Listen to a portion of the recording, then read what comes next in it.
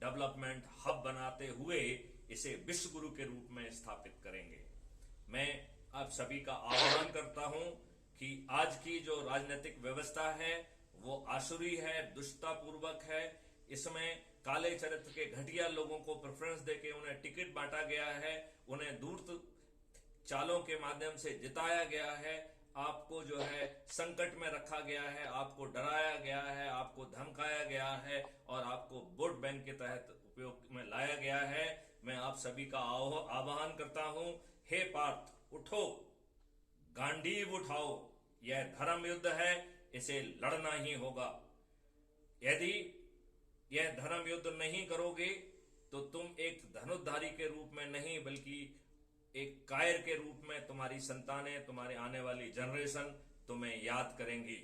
लिहाजा रामवीर सिंह ने जो कहा है कि ये एक अनूठा अवसर आया है जिसमें बिना किसी धन के व्यय के, बिना किसी खर्च के, बिना किसी कानूनों को तोड़े, इवन अंग्रेजों के गुलामियत वाले कानूनों को तोड़े, बिना किसी कंडक्ट रूल को तोड़े हम अपने आप को चंद्रगुप्त साबित कर सकेंगे और बिना खर्च इन दुष्ट और आसुरी राजनेताओं को हरा सकेंगे।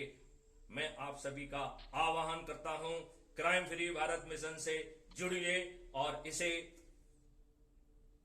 संभव बनाइए और 2024 में भारत को विश्व गुरु और एक समृद्ध देश के रूप में स्थापित करने में हमारी मदद करिए।